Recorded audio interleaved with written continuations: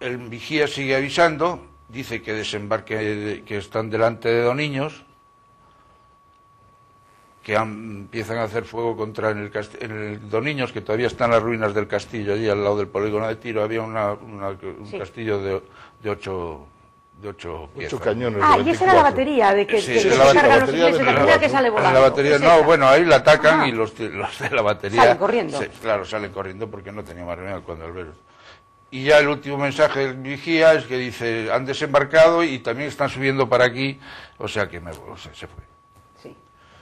Hay otra versión que luego la viuda de Moreno, el jefe de la escuadra, quiso que a su hijo le hicieran marqués de Ferrol o algo así. Y Pavía, un famoso general que escribió la vida de muchos, da un diario de Moreno que no está muy claro, porque dice que él fue a Monteventoso y que subió a caballo y no sé qué. Subió, y claro, eso es muy probable que no sea verdad. Claro. Primero, porque los partes que da Melgarejo a Madrid solo menciona lo que le cuenta el vigía. Sí. Si Moreno le llega a haber informado, que además según lo mismo el propio Moreno en esos papeles de Pavía cuenta, que es distinto que lo que dice, porque dice distinto número de barcos, entre otras cosas, se lo hubiera pasado a Madrid Melgarejo y no lo pasó. Luego yo creo que Moreno se quedó a bordo. Y Moreno, es que Moreno es el comandante de la flota, de la escuadra que está en Ferrol. Porque es que en Ferrol, ¿con qué contábamos en ese momento? En ese momento, un poquito antes no había nada más que 2 barcos en reparación en Ferrol y 2 en construcción, y una serie de lanchas y tal. Poco antes de estos actos vino el almirante Melgarejo, que luego sería capitán general, con una escuadra porque intentó entrar en Brest. En Brest era donde teníamos Francia con los ingleses. Y entró, y eran, me parece que 4 navíos, ¿no? 5. O 5 navíos y unas fragatas y tal. Y era bastante el Real Carlos, Sí, eran 5 navíos, sí, porque luego el Real Fernando lo metió dentro porque estaba estocado. Y esa escuadra la mandaba Melgarejo, pero como el capitán general de aquí estaba de permiso en Madrid... Porque era agosto... Sería por eso. Seguramente, Melgarejo entonces tomó el mando de la zona, el mando de la defensa de Ferrol, desde el punto de vista naval, y entonces don Joaquín Moreno fue el que tomó el mando de la escuadra. Ajá. Aquí estaban interinos. El jefe de los campos volantes, que pasó a ser gobernador político-militar y mandar toda la fuerza de defensa, que era el conde de Donadío, porque su superior estaba en Madrid de permiso, que a su vez estaba nombrado el relevo, que no había llegado. Estaba interino el capitán general de Galicia en La Coruña, que también...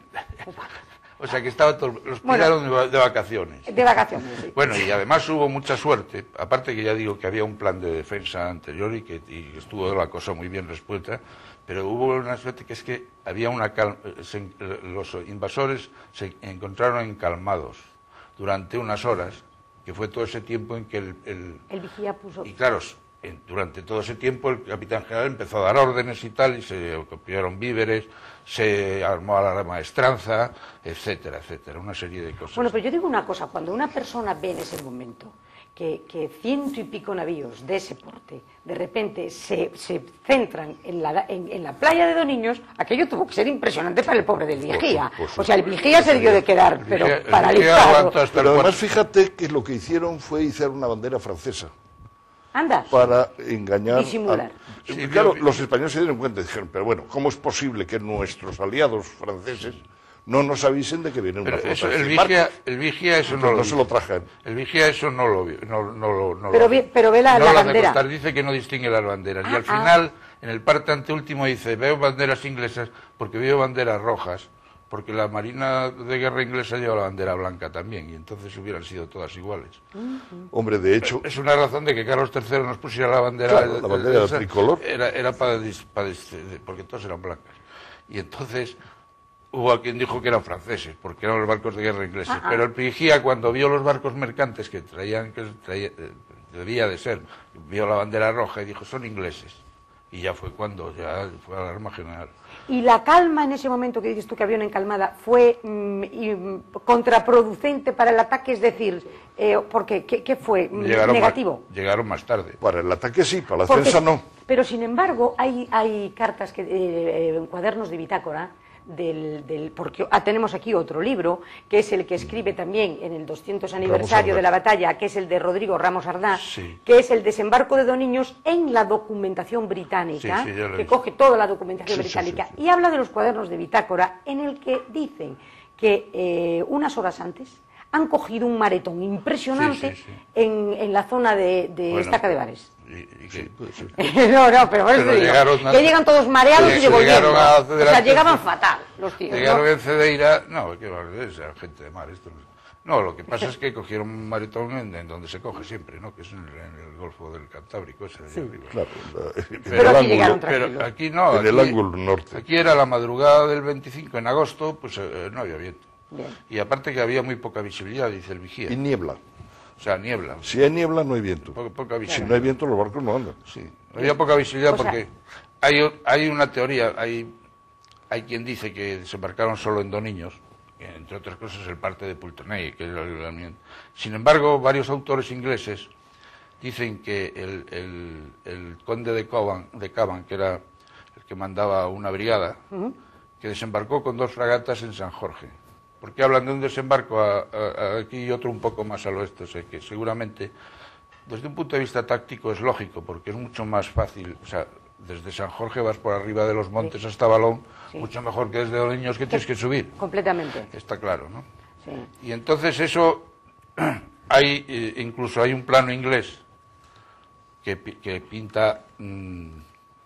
Pone el desembarco en San Jorge. Sí, y hay una litografía preciosa, que ves toda la playa de Doniños, que está en el Museo Británico, en el Museo, y ves todos los barcos puestos allí en la playa, en la entrada de la playa, que es en el libro de Santiago se explica perfectísimamente dónde fue el desembarco.